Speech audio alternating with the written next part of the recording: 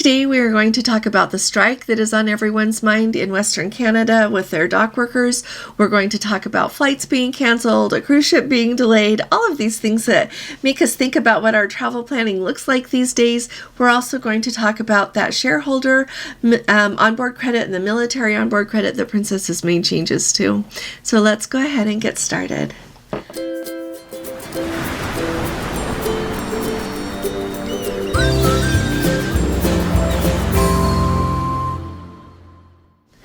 Hi there, this is Allison with Let's Go Travel Tips, and today it's Friday, so happy Friday.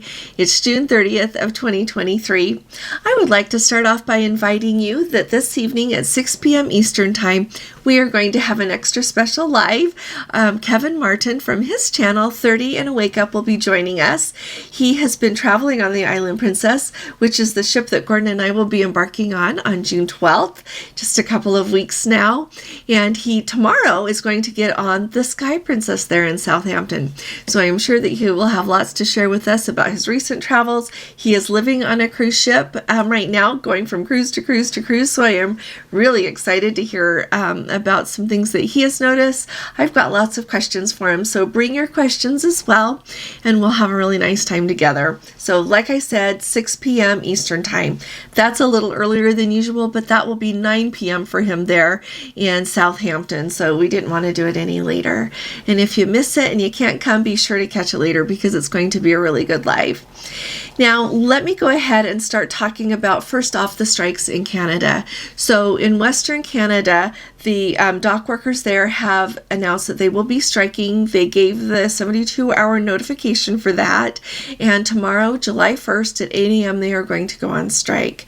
Some things that I think are really important to note about this is it sounds like the laws that Canada has in place, that the shipments of grain will not be affected. Those will still be handled. Also, the British Columbia Maritime Employers Association says that it is their intention that cruise ships will still be serviced, everything taken care of with those. So those should not be impacted other than a little bit of a delay. Some delays might occur. Now, they are hoping to focus that more than on the container ships. Container ships, of course, everywhere in the world are such a big deal because you receive products and shipments of everything from all over the world that the businesses in whichever country really need to have to carry on and that the people need. Well, hopefully that with this process, the workers and management will be able to work out a deal that they can get back to work soon. But I would really appreciate it if any of you who happen to be booked on a cruise that is sailing into or out of Canada, stopping there for a port stop there in Victoria or Prince Rupert, anywhere, let us know if you hear anything from the cruise lines about any news to do with that, as well as what your first-hand experience is. We would really appreciate hearing from you. So I hope this gets ironed out soon. The next thing that I think is important to talk about is yesterday is the day that those changes that Princess is making to their shareholder onboard credit and their military onboard credit went into effect. I think it's been about 2 weeks ago. I did a video for you where I talked all about the ins and the outs of the changes with that. So I'll have Gordon link that video here for us so that you can watch it. Be aware, it just occurred to me to tell you, when you look at the video, there's the part that's the video, but then down under it, like you'll have the title and then more information. And when you see show more, click on that and a box will drop down. And so the video will be linked there. It's where we also put a link like to our Amazon store. If you want to see anything that we have bought, I don't put things there that I haven't bought, that we have bought and have enjoyed using. And then also there's a link there to our daughter's Etsy store. She does very nice packing lists. It helps us think of some things that we maybe wouldn't have thought of. So if you would like to, go show her some support. But anyway, that's where the link to the video will be. So catch that video with all of the ins and outs. But I did want to let you know that I have received some emails from people that it is truly working thus far. They have been able to get the military onboard credit for one person in the cabin and that shareholder onboard credit for another person in the cabin. Just so that you're aware, it sounds like that is going to work moving forward. And the announcement that I had received in Princess's official press announcement, they did say that that would work. So that makes us glad. At the same time, I'll use Gordon and I for an example. We both don't get the shareholder onboard credit, so be aware of that.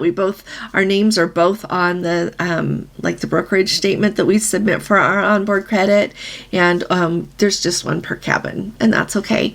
The other thing I wanted to tell you about that is it sounds like they are really delayed with applying those onboard credits. I submitted our request for our onboard credit for our July 12th cruise about a week ago, and it just sent back the automated reply saying we're running behind due to high demand, whatever. It's taking about 21 days. So hopefully that will get posted before we go on our cruise. I'm looking forward to that. So do it early. You're not supposed to do it more than 3 months early, and I'll admit I was a little late doing it. I am much better at remembering to do things for other people than I am for us. But anyway, submit that a little bit early, and your stock statement needs to be within about 3 months too. You can't get your stock statement from a year ago and send that in. They want it a little bit more recently so that they can see that you still own that stock. And a really fun thing to do with that stock is Carnival Corporation stock is like up 1.5 points today, and it is one of the biggest movers by percentage on the stock exchange today. Like Apple, I want to say, was it Nike that was there as well? But things are looking up, and I think a lot of it has to do because they had that strong earnings report. And then yesterday I told you about some changes that they've made that they're looking forward to strengthening their position in the next couple of years. So it's good that everything is going well. That's going to hopefully be a good investment, as well as having the onboard credit that goes along with it. Now, a couple of things that I want us to think about, and I'm going to tell you two things that have happened recently, and then let's talk about it. So first of all, we have a Let's Go family member who is on that Queen Mary 2 that is delayed. So she is doing a transatlantic sailing and was due to arrive in New York today at 7 o'clock in the morning. Well, yesterday there was a medical emergency on board involving a crew member, and it was so foggy that they were not able to use a helicopter to medically evacuate them. They actually had to go into stop in Canada so that they could disembark this crew member for medical reasons. Well, this really did delay them. So right now it is looking like they are not going to be docking there in New York City until at least 3:30 p.m.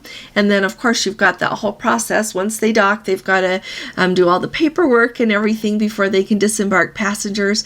And then once you can start disembarking, you have that whole process of going through and having to get your luggage, go through customs, and then get out so that you can get transportation to the airport. So unless you really happen to have quite a late flight out of New York today to go home, you're going to have to reschedule. So that's what our Let's Go family members had to do, and it's a good thing to have a travel agent because so of course you're on board this ship, the internet's not fantastic, and then everyone's trying to use it at the same time, and so I got them different tickets. They were able to cancel the ones that they had because I hadn't booked them, but then I was able to get flights for them to so that they can go home tomorrow. So keep that in your mind, and I'm going to tell you what else has happened here in the United States this week.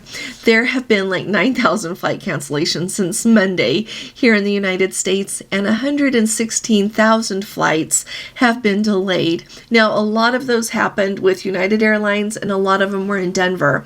But whenever things like that happen, there is always the ripple effect. You start canceling flights, and then pretty soon lots of other flights are canceled or delayed. So when we think about that, so I've read lots of these stories about it, and in it, of course, you have people, which is the saddest thing, they have missed memorial services, funerals, and that for family members that they had been traveling to. And the thing we talk about here the most is people have missed their cruise. So they were too late to be able to get there. So historically, thinking about these two stories, tell me what you think. Historically, I always go the day before. Don't fly in the day of. I know a lot of times it works out perfectly. You just fly in, you get right over to the ship, and it works just smooth as silk. But I hear of it happening, not happening enough that I think it's very prudent to fly in the day before. But so is one day enough? So with these things happening with flights, I thought, oh dear, I wonder if we should start going 2 days early. But then when you start thinking of that, well, then you've got the extra expense of another hotel night and the food and everything that goes with that. Plus that means another day off of work usually. And so I don't know. What do you all think? And then at the end of the cruise, Gordon and I usually, if we're going to go somewhere, it depends on where, like if you start in one port and you disembark in another port, sometimes we will stay a little bit extra. But if we return to the same port, we usually go early and do everything we want to do the cruise, and then we go home after that. So one thing I think is really important, two things actually. One is have in mind like what your alternate plan would be.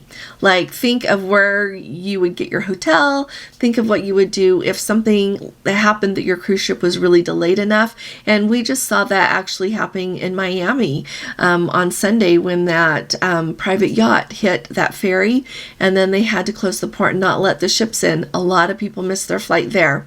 So in a short amount of time, we have this happening twice where there's no way people were going to make their flights. So really kind of have in the back of your mind what you would do if you have to stay in that port area a little bit longer.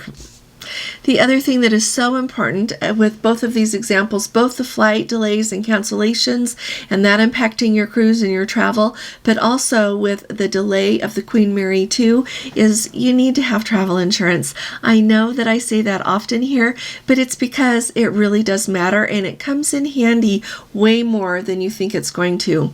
Usually with your travel insurance, so make sure it's included in whatever policy you choose.